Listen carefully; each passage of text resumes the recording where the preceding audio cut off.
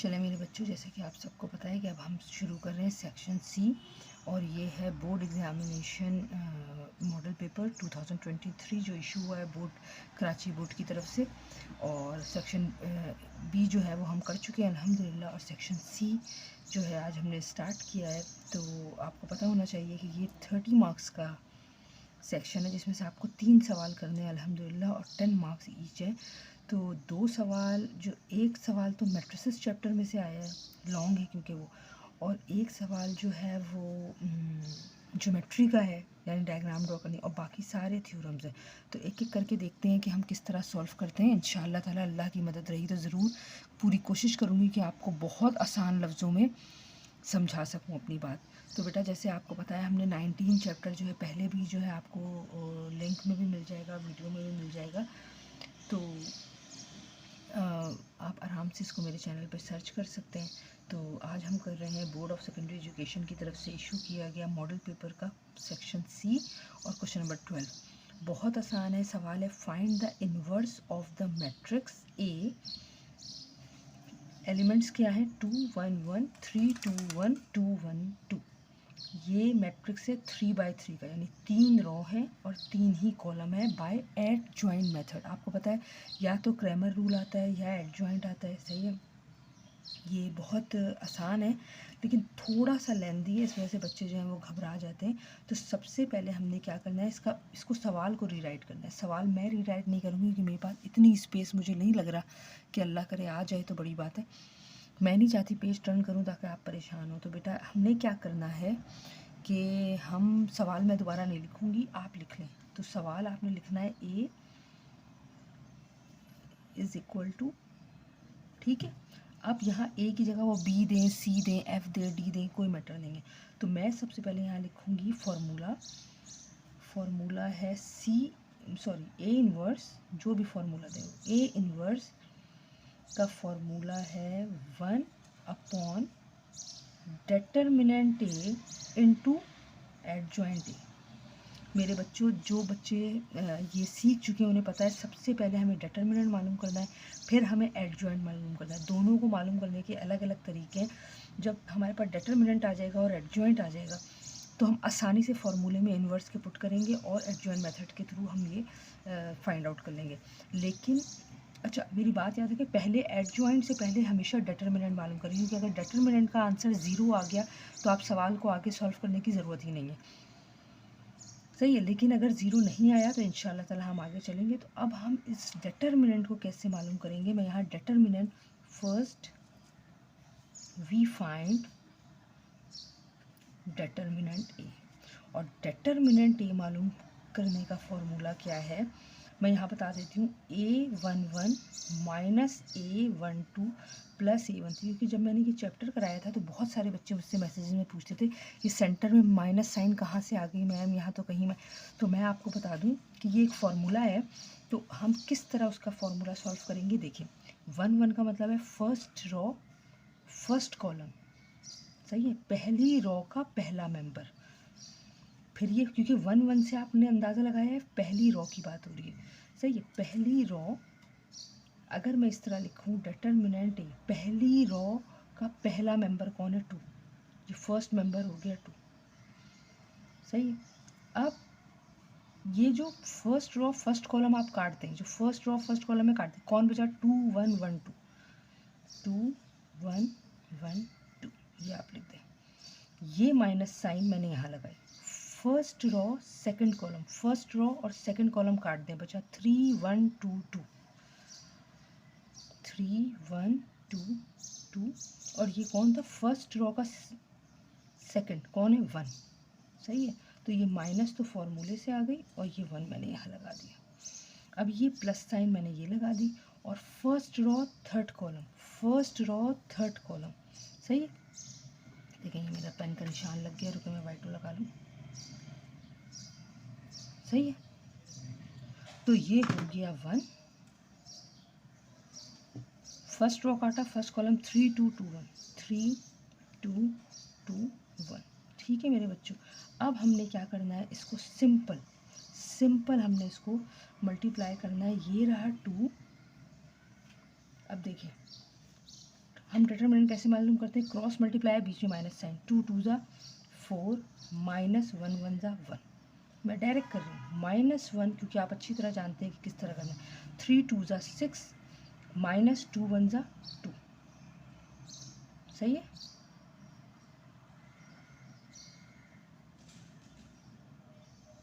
अच्छा प्लस 1 लिखा, 3 2 ज़ा 3 1 ज़ा 3 माइनस 2 2 ज़ा 4। अब 2 4 में से 1 गए 3 बचे, -1 लिखा, 6 में से 2 गए 4 बचे, +1 लिखा, 3 में से -4 गए -1 बचे। अब 2 3 ज़ा 6 -4 1 ज़ा -4 प्लस माइनस -1, 6 -4 -1 -5 और ये आ गया 1, यानी नॉट इक्वल टू ज़ीरो। इस नॉट इक्वल टू ज़ीरो का मतलब है कि जब determinant not equal to zero होता है तो इसका मतलब होता है the inverse of A exist, the inverse of A exist, यानी इन्वर्स हम फाइंड कर सकते हैं। तो अब हमें क्या करना है, अब हमें एड जॉइंट मालूम करने से पहले सारे को फैक्टर मालूम करेंगे। आपको पता है को फैक्टर क्या होते हैं, first row first column, first row second column, first row third column, then second row first column, second row second column, second row third column, third row first column, third row, ये पूरी row है, third row second column, third row third column, देखिए column third है और row, सही है। तो हम क्या करेंगे, first we find the cofactors of, first we find को फैक्टर्स, सही है। अब हम को फैक्टर कैसे मालूम करेंगे, सबसे पहले देखिए ये है ए, ठीक है, A11 first row first column का करेंगे तो इसका फॉर्मूला क्या है, फॉर्मूला है -1 और ये जो भी है फर्स्ट रो फर्स्ट कॉलम इसको पावर में प्लस कर दे, 1 + 1, सही है। और सेम वही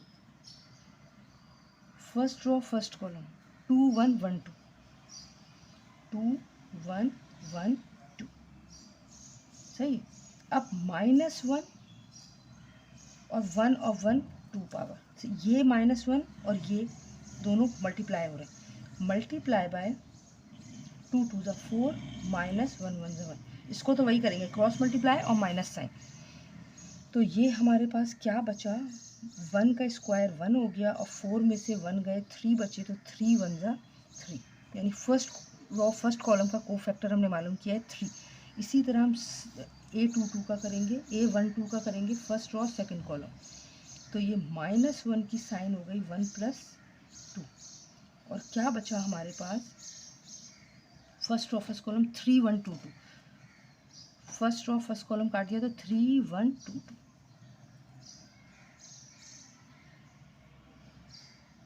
अच्छा इसी तरह अगर 1 3 का मालूम कर लूँ, A13 तो -1 1 और 3 मतलब 1 + 3 हो गया और ये क्या बचा हमारे पास, फर्स्ट रो फर्स्ट कॉलम 3 2 2 1, सही है।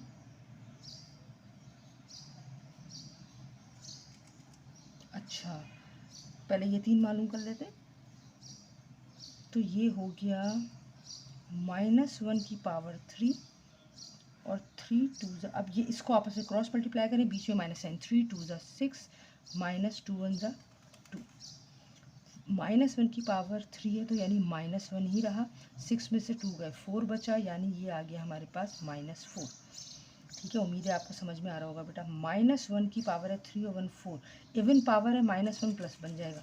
अब 3 1 ज़ा 3 -2 2 ज़ा 4, ये हो गया 1 -1, तो ये हो गया -1, ठीक है। -4 में से 1 गए, -1 बचा। अब इसी तरह हम मालूम करेंगे A21, ये भी -1 2 + 1, फिर मालूम करेंगे हम A22 -1 2 + 2, मैं पहले लिख रही हूँ इसलिए ताकि ये परेशानी ना हो, 2 3, ओह सॉरी ये हो जाता है इसीलिए थोड़ा सा ध्यान लगा के करना पड़ता है, 2 3 बेटा -1 2 + 3। अब पहले 2 का निकाल लेते हैं। सेकेंड रो फर्स्ट कॉलम, तो 1 1 1 2 बचा।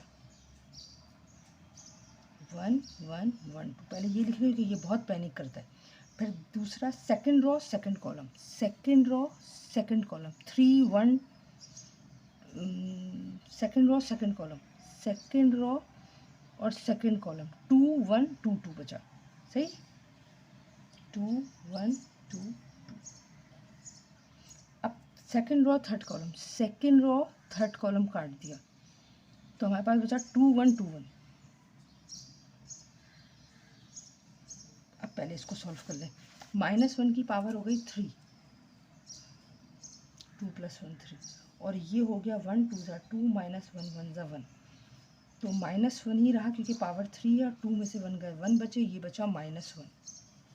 इसको देखें, -1 की पावर है 4, क्योंकि पावर इवन है तो ये तो जाहिर सी बात है 2 2 ज़ा 4 -2 1 ज़ा 2 = ये हो गया +1, क्योंकि पावर इवन है, 4 में से 2 गए, 2 बचे, और ये 2 1 ज़ा 2। अब ये देखें, 8 2 3 -1 की पावर हो गई 5, तो ऑड नंबर है तो जाहिर नेगेटिव रहेगा। 2 1 ज़ा 2 -2 1 ज़ा 2, तो ये हो गया -1, 5 थी नेगेटिव रहेगी 0, यानी कि ये आ गया 0। सही है मेरे बच्चों। अब इसी तरह हम मालूम करेंगे A 3 1 -1, बहुत मेहनत से ये वीडियोस बनती है, मुझे इतना पसीना आ रहा है कि यहाँ लिखा नहीं जा रहा। 3 + 1, सही है।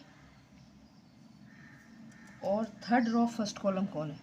Third row first column 1 1 2 1, 1 1 2 1, 1 1 2 1, A 3 2 -1 3 + 2, क्या आया? 2 1 3 1। अच्छा, third row first column, third row first column 1 1 2 1, सही है। क्या आया? 3 2 2 1 3 1।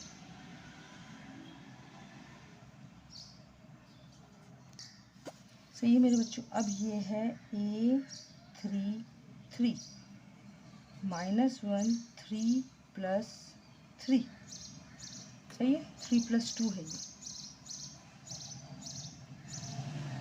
सही है। 3 + 3,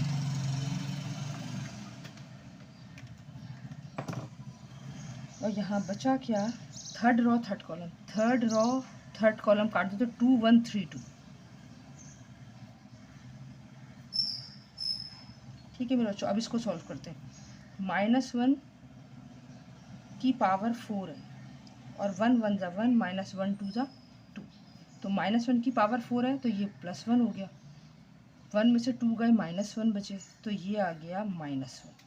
इसको देखिए, -1 की पावर 5 है, और 2 1 ज़ा 2 -1 3 ज़ा 3, क्योंकि पावर 5 है तो ये -1 रह गया, और 3 में से 2 गए, -1 बचे, तो ये हो गया 1। इसको देखें, -1 की पावर 6 है, और 2 2 ज़ा 4 -1 3 ज़ा 3, तो ये हो गया +1, और 4 में से 3 गया 1, और ये हो गया 1। अब क्योंकि मेरे पास पेज ख़त्म हो चुका है, मेरे पास कोई ऑप्शन नहीं है कि मैं नेक्स्ट पेज पर आऊँ, तो नेक्स्ट पेज पर कंटिन्यू करते हैं, ठीक है। या अगर आप कहें तो मैं इधर ही कंटिन्यू कर लूँ या नहीं? अच्छा रुकें मेरे बच्चों, देखिए हमने को फैक्टर मालूम कर लिया, 3 -4 -1 -1 2 0 -1 1 और 1, सही। अब ये जब हमने को फैक्टर मालूम कर लिया तो ये देखेंगे, मैं लेकर आई हूँ अलग पेपर ताकि आपको परेशानी ना हो। तो सबसे पहले हम यहाँ लिखेंगे adjoint A, final adjoint A. मैं आपको बताना चाहती हूँ एडजॉइंट ए आप किस तरह लिखेंगे। देखें 3 रो हैं, बहुत आसान लफ्ज़ों में समझा रही हूँ ताकि आपको मुश्किल ना हो। यहाँ जो अल्फ़ाबेट दिया जाएगा आप अंदर वो अल्फ़ाबेट लिखेंगे, 1 1 1 2 1 3, क्योंकि फर्स्ट है, फर्स्ट रो है तो तीनों में 1, first column, second column, third column, second row, second row, second row, पूरी रो सेकंड है, first column, second column, third column, समझ में आ रहा है? Third row, third row, third row, third row, first column, second column, third column. अब जब आप ये लिखेंगे तो एड ज्वाइंट के लिए आपको यहाँ ऊपर छोटा सा टी लगाना पड़ता है। टी का मतलब होता है ट्रांसपोज। ट्रांसपोज में आपकी अपनी चॉइस होती है, या तो आप रॉ को कॉलम बना दें या फिर कॉलम को रॉ बना दें। मैं हमेशा रॉ को कॉलम बनाती हूँ। तो अब हम क्या करेंगे, जितने हमारे को फैक्टर्स थे यानी A11, ये वाला मैं भी आपको यहीं से दिखाती हूँ। ये देखिए, ये A11 की वैल्यू, A12 की वैल्यू, A13 की वैल्यू, 3 -4 -1,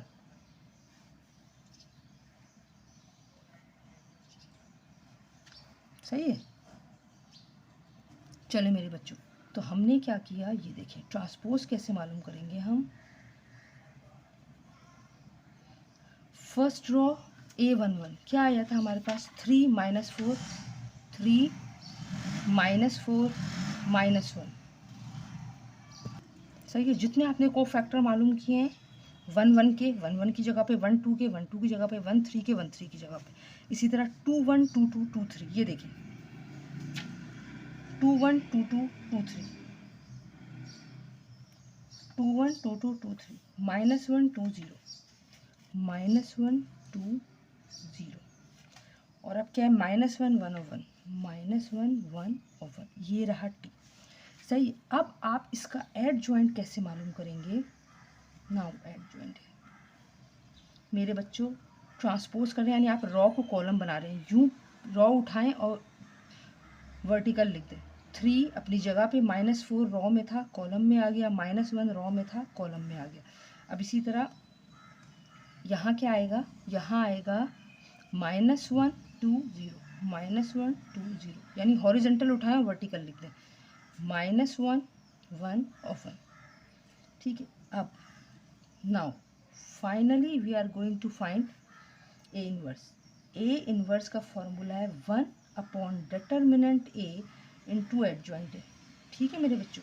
हम क्या करेंगे, ए इनवर्स 1 फॉर्मूले का, डिटर्मिनेंट ए हमने, ये देखिए मैं आपको दिखा दूँ क्या मालूम किया था, 1, डिटर्मिनेंट ए हमारा 1 था, सही है।